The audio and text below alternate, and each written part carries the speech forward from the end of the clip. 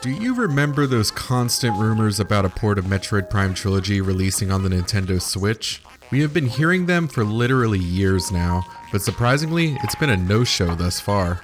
It would make sense to drum up some interest in the Prime series with a fourth game on the way, but perhaps the fact that development for the fourth game had to completely restart in early 2019 made Nintendo decide to wait on the ports, if they exist at all. Regardless, I was kinda tired of waiting. I was looking forward to an excuse to play these games again, especially with the portable gimmick, but I ultimately decided to go down another route, with more gimmicks. With the pandemic going on right now, I needed a comfort food type of game. Something that I try to revisit every few years that simply puts a smile on my face. I also wanted to add some spice to my comfort food, so to speak, so I decided to play through the Prime games in entirely new ways.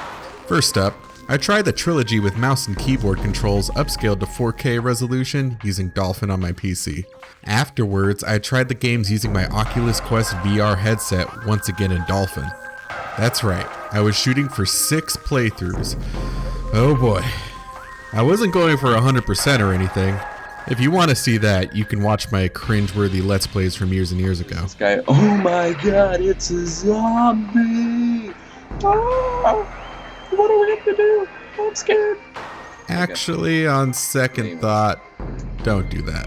Anyways, here are my thoughts on each experience and whether or not you should try them out for yourself.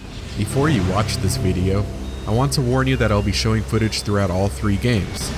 It might sound silly to do a spoiler warning for games that are around 15 years old, but I know some people refuse to play these games as they don't control like your average FPS. I'm going to do a spoiler-free TLDR, or I guess TLDW?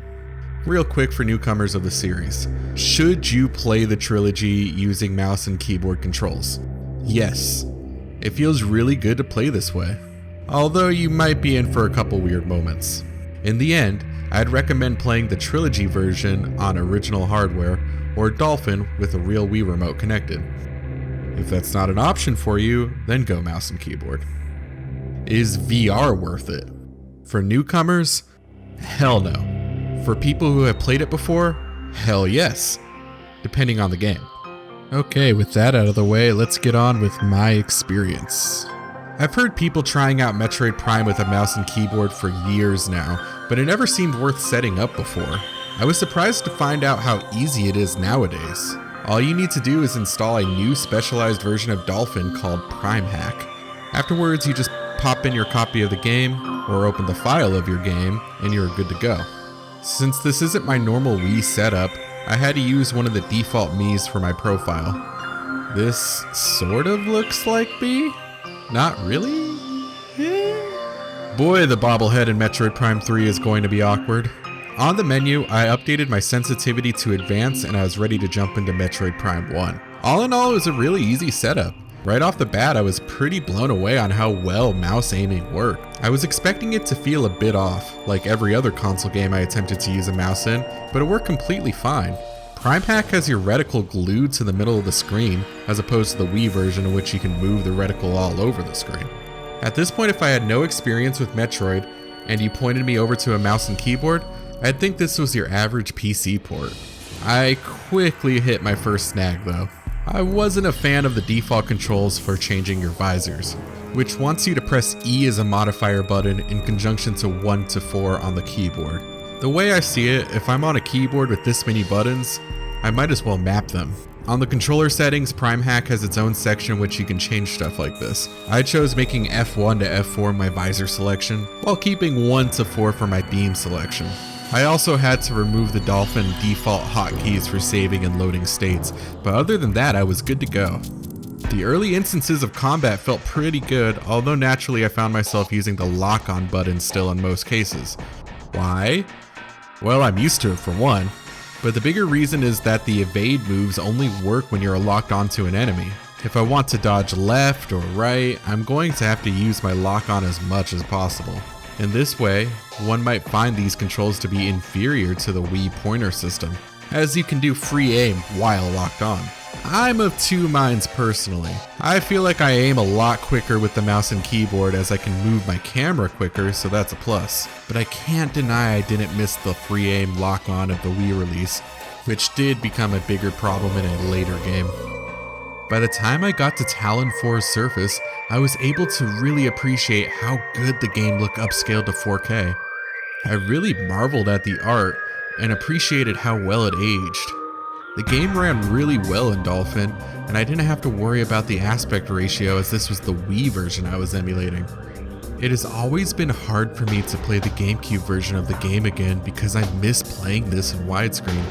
Granted, you can do widescreen hacks on many GameCube games, but they don't always look right. I guess what I'll be doing later is the ultimate widescreen hack, but I'm getting ahead of myself. There is an option to change the FOV, but I left it at the default setting. As the game went on, and I got more beams to use, I noticed another reason why I use the lock-on so much still. A lot of the weapons have a slow rate of fire, but some weapons home in on their enemies if locked on, like the wave beam or missiles for instance. When it came to flying enemies, I almost exclusively used the lock-on. Also, some enemies have weak points that are just simply much easier to hit when locked on versus free aim. I was having issues trying to kill the baby Sheegoths and Vendrana Drifts without using the lock-on. These guys would usually give me little trouble when using the GameCube controller or the Wii remotes. In the end, this just gave me a better appreciation for the GameCube original, as Retro Studios did a great job designing this game around the GameCube controller, even though it still works pretty well in this new format. That is until you get to the Morph Ball sections. WASD just doesn't feel right with the Morph Ball. An analog stick simply works much better. I found myself just constantly tapping the direction I wanted to go so I didn't overdo it and go off a ledge. Also, for some reason, I was really bad at using the boost ball with the spacebar, and I am honestly not sure why.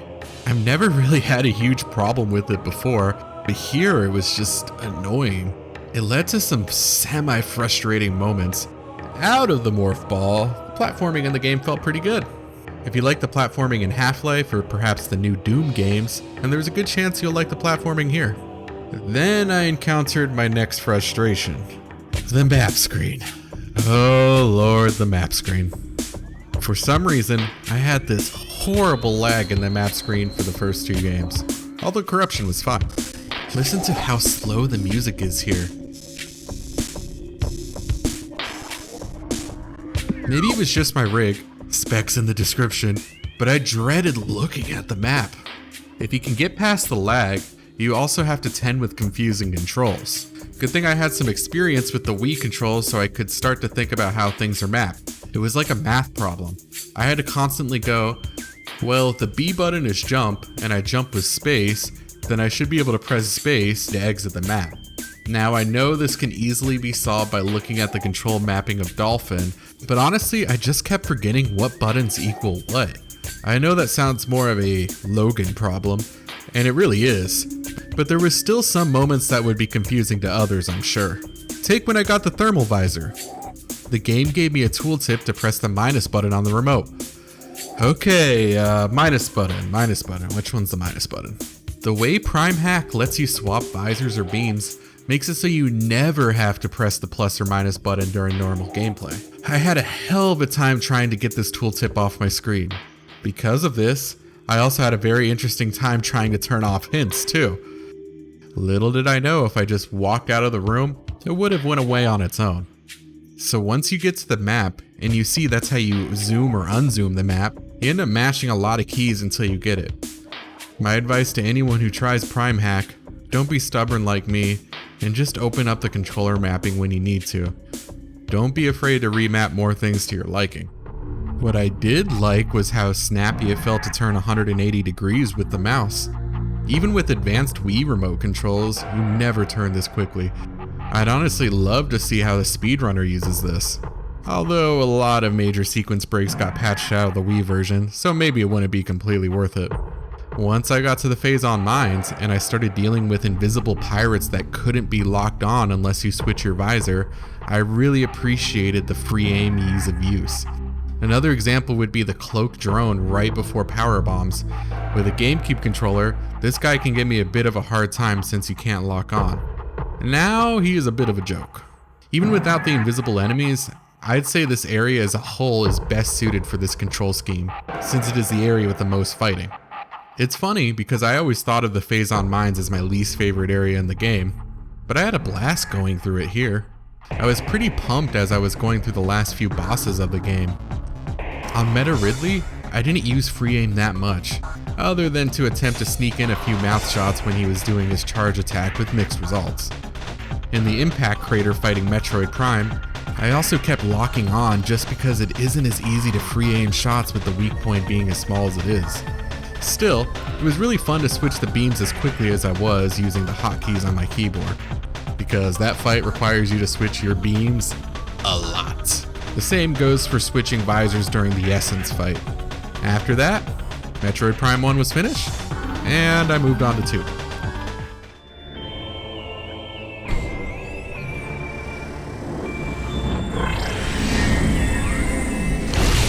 Now, let me say the FMVs do not scale very well at all, and it can be a bit jarring when you snap back out of them.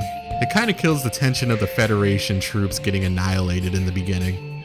In terms of mouse and keyboard control, Echoes was a pretty similar experience to the first game, although more challenging.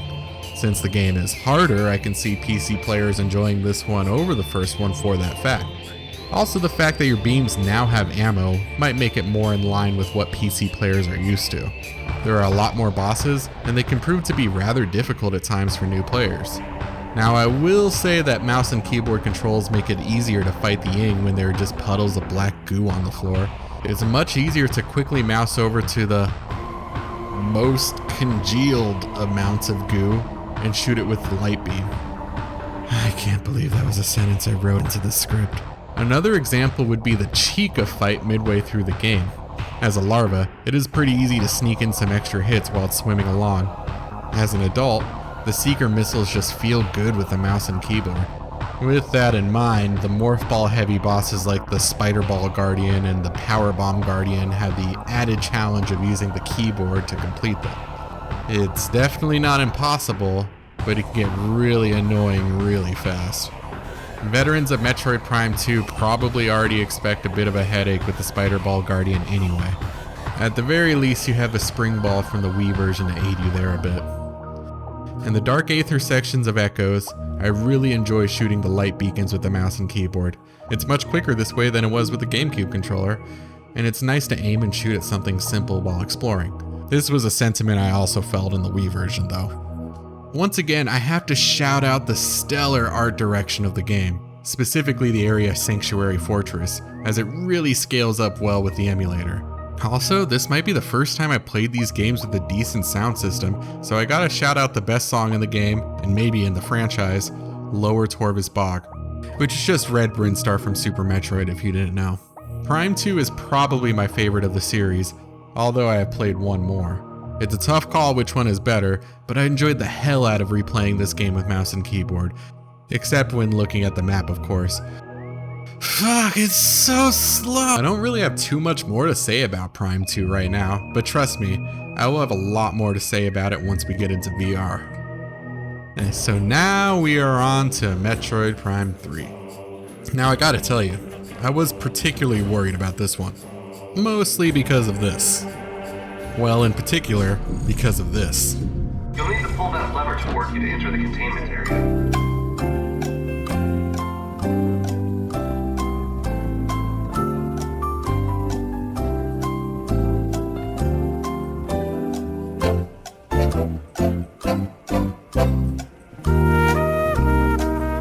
Yes, now that we are dealing with a native Wii game, we also have to deal with motion control puzzles. On this. When I played the game back in the day, I didn't really mind these sections. They didn't really add much, but they didn't take away much at all. I remember reading so many people being against these motion controls, and I was just like, whatever. After playing through with a mouse and keyboard, I am more leaning on the side that maybe they should have ever been added. Now Prime Hack lets you map all these motion controls on the keyboard. and by default, most of them are mapped to Shift plus WASD. For some reason, in the beginning of the game, no matter what I did, these sections were super janky, and I felt lucky that I was able to get past any of them at all. As I progressed further and further into the game, the problem kind of went away? For some reason? I honestly can't explain it, but hey, I'm not complaining. The Grapple Lasso, on the other hand, worked really well. Those controls are simply mapped to the mouse when locked on. Essentially, when I wanted to lasso an enemy or an object, I would either push the mouse forward or backward swiftly, and it was pretty cool. Was it as cool as you doing it with the nunchuck? Maybe not. But I'm playing Nintendo games on my gaming PC while in my pajamas. I threw out cool long ago. I will say it wasn't perfect, as sometimes I would find myself looking at the floor after a successful grapple, but it wasn't too bothersome. Anywho, I feel like corruption was throwing me a bone when giving me guardrails during the Morph Ball sections. It's hard to mess up WASD when you can't actually fall at all, right? Ah, damn it. I always thought this Meta Ridley fight was a cool set piece, although not challenging whatsoever. Well, the controls added a bit of a challenge to say the least. Throughout the fight, Meta Ridley grabs Samus and it's up to you to use your free aim to repeatedly hit Ridley in his glowing weak spots. But the mouse wouldn't consistently let me move my vision up for some reason. You can even see me try to do it.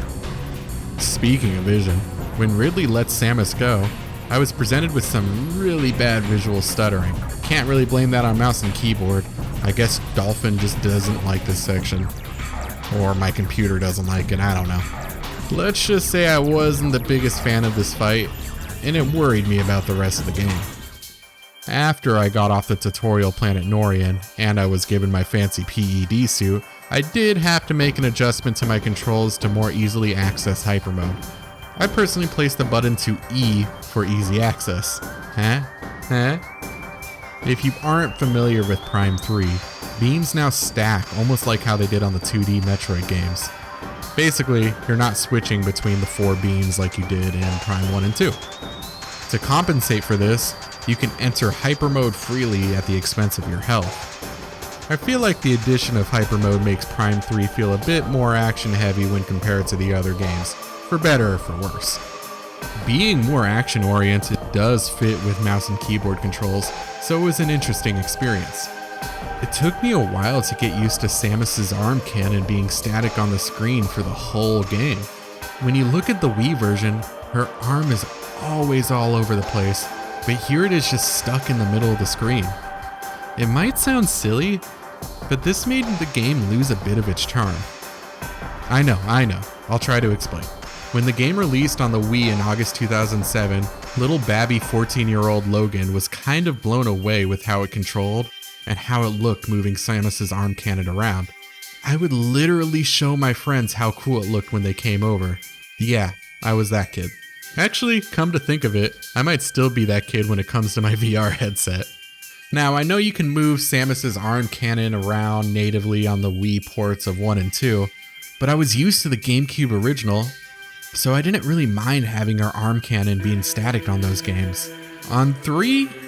I don't know. All in all, it's a really minor nitpick that is completely based on pure nostalgia. The rest of the game went pretty well and scaled up really nicely with Dolphin.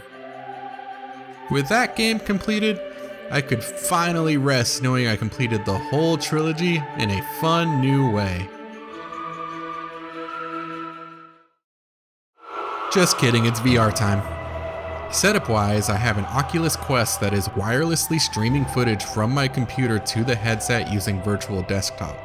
I know, that sounds like it would have a lot of latency and it would be a poor experience, but I've had little trouble with it. I would use the Oculus Link to have it tethered to the computer, but I weirdly had more issues that way than I did when everything was wireless. I got the VR enabled version of Dolphin, and I rose an eyebrow when I realized the last version of it dated 4 years back. Hopefully that isn't a bad omen. So I synced up my Wii remote to Dolphin, got my wireless sensor bar on, and everything should work perfectly, right? Yeah, I know that planet. Cool. Alright, cool. Alright, let's see the frigate. Hey, it's Samus. Hey, oh God. Oh no. Well, at least I can aim, right? Just let me shoot the red buttons and... Ooh. This isn't good. Oh no. So the Wii Trilogy version isn't an option here. After a curbside pickup at Best Buy, in which I got a third-party GameCube-styled controller, I tried the original GameCube version of the game. Oh, thank God this actually works. As you can see, it worked well enough that I decided to pull out the face cam and put on a Metroid shirt. You will have to forgive my quarantine look and the fact that my hair looks more and more messed up the longer I play. My hair just does not part well with this headset on. I need a haircut. Yeah. Anyways, so I took this as a fully seated VR adventure. As you can see, when I move my head around, my visor follows, while my arm cannon doesn't. It might take a bit for someone to get used to it, especially if you haven't played these games before, but honestly, I was expecting it to be much worse. Cutscenes are kinda cool, sometimes a bit scary, but also kind of annoying in this game. Safe to say I have a lot of mixed feelings. Sure, it is really neat to be able to freely move the camera in scenes that I've seen so many times before, but they end up being weird. When you cut to a new angle, you might find yourself flailing around trying to figure out what you're supposed to be looking at. I found it funny that I had to look directly down at the floor to see the name of the first level on Talon 4. I had to close my eyes during the elevator cutscenes since they were violently flashing at me the whole time. During some cutscenes, you may see black bars showing you how the original scene was framed, which can break immersion. I am sure someone can figure out an action replay code to remove these, but it wasn't a big enough deal for me to try and troubleshoot it for myself. Maybe if I didn't have a big heavy VR headset on my face, I would have been more keen on fixing it. One of my biggest issues with playing this game in VR was with the Scan Visor. It was really hard to point the game into scanning the thing you wanted it to scan, as the game isn't tracking what you are looking at per se. You have to aim at the objects you want to scan in the same way that you would manually aim your arm cannon, but you don't really get a good representation of where your cursor is. Anytime I scanned an object that was either high up or low, I would always have to guess where my cursor is. This is a harder thing to explain than it is to actually feel for yourself. To give a bit of an example though, right at the landing site on Talon 4, I decided to do a sequence break that only works consistently on the original version of the game, which allows you to get the space jump boots about 1 to 2 hours earlier than you normally would. To do that, first I had to scan a high up object, and every time it would take me a few attempts to guess where my cursor was. Once I did, all I had to do was scan dash from the ship to the rocks on my right. It took me a couple tries, and every time I missed the jump, it was annoying to try to scan the object again. Eventually though, I got it. Look at that satisfaction on my face. Most of the game played out pretty well in VR. The Morph Ball finally felt good again now that I'm using an analog stick. I did notice this weird HUD element whenever I went in the Morph Ball that wasn't there in the original game. It was cool seeing her eyes reflected directly back into your eyes. I also like seeing the visual effects like static or water hitting Samus's visor. What I didn't like was switching to the other visors. When I got the thermal visor, I noticed the HUD doesn't track as well as it does with the combat visor. Look at how the icons for my beams stay static in their positions while everything else moves. It's a minor issue, but it really did break some of my immersion. This was nowhere as bad as the X-ray visor. I kept having these weird visual glitches when using it. Look at me trying to handle the invisible platforms here. I can tell you that it doesn't feel good to make these jumps when my visual feedback looked like this. This was the only time during this whole game that I felt a little sick to my stomach. In the end, I was able to persevere through the game okay, and I was excited to see how my favorite entry in the series looks in VR. On to Metroid Prime 2. The opening cutscene of Echoes was pretty funny, as it was just a pre-rendered video floating in a skybox. Eventually, I looked down to find the landing site of the temple grounds. There ended up being a couple cutscenes that had this floating in the skybox motif. I will say, once again, it kind of kills the atmosphere of all the Federation troops dying. At this point, I feel like I just need to watch it on normal hardware with the CRT. Traversal and combat felt pretty similar to the first game in VR. The biggest quality of life change for me personally was a Scan Visor that actually tracked your cursor with your head. Thank God, because after Prime 1, I was quite tired of guessing where my cursor landed on the screen. The visor here isn't perfectly aligned with your vision, but it is close enough. Before I scanned something, I did a small nod forward, which strangely felt pretty good in VR. It was like I was locking it in. Also, I really like looking at the translucent models appearing on your screen after you scan something. I know this doesn't translate well into video, but inside the headset it was really neat to see those clearly pop out in 3D. What wasn't as neat was opening up the pause menu to look at lore or to change settings. For some reason, the pause menu requires you to look all the way down at your feet to operate it. Sometimes playing these games made me think, what am I doing with my life?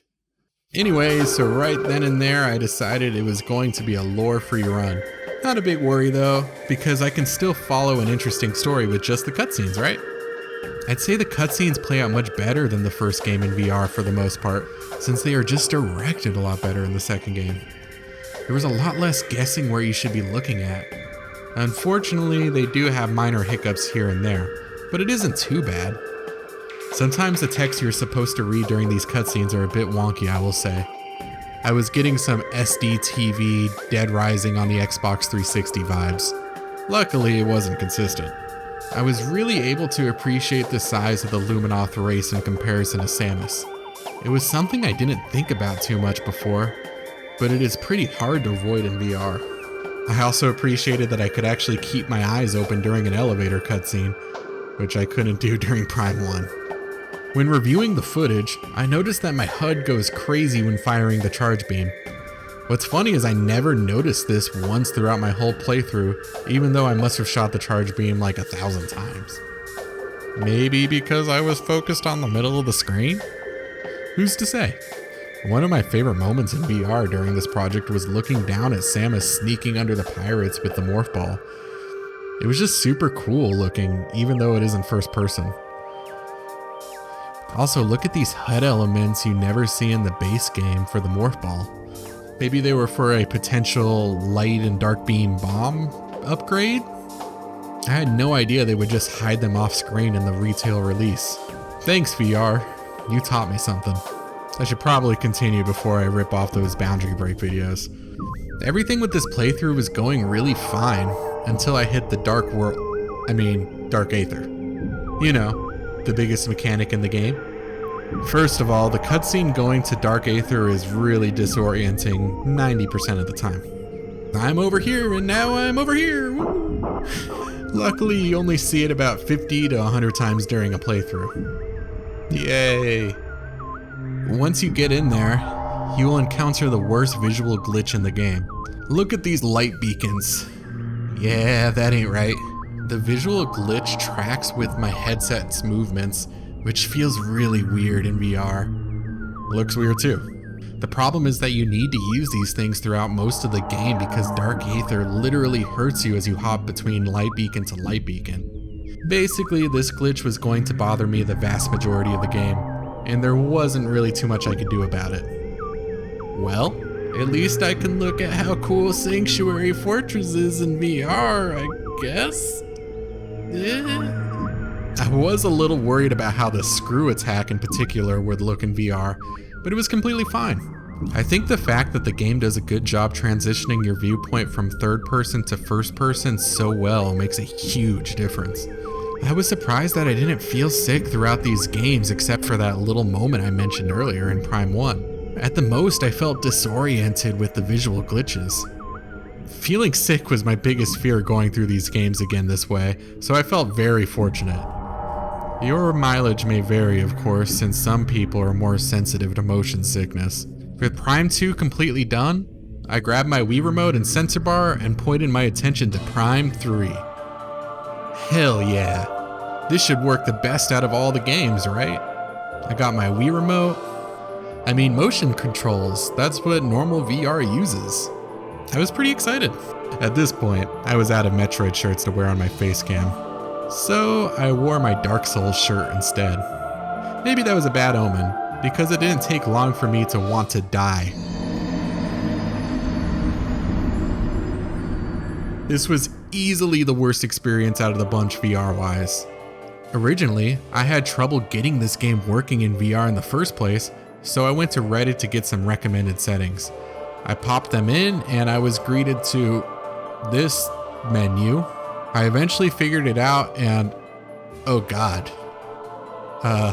Anyways, upon Samus's ship, I go to transmit my identity codes and my view got all wonky for some reason.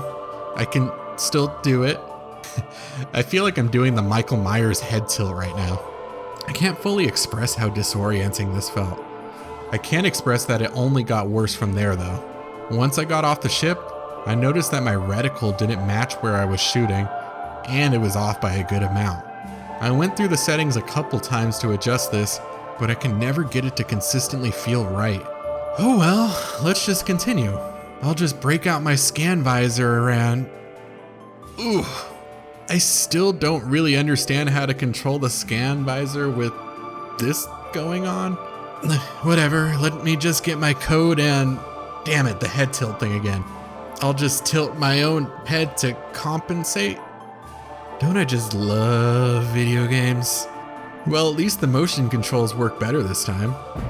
Surprisingly, even with my reticle issues, I was able to get the combat working well enough to continue. Hey, I even managed to beat the first boss without really getting hit. I mean, he's easy, and I just beat him like 3 times, a couple days ago. But still. Afterwards, I landed on Norian and obtained the Grapple Lasso without issue.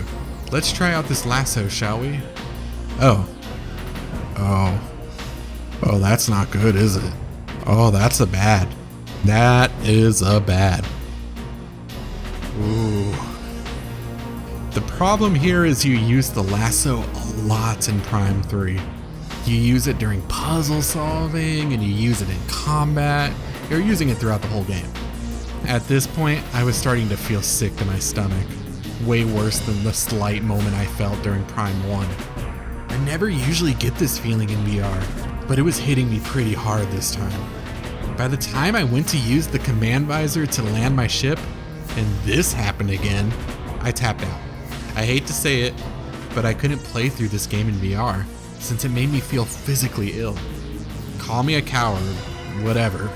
I would feel much worse about it if it wasn't for the fact I just beat the game a few days earlier anyway.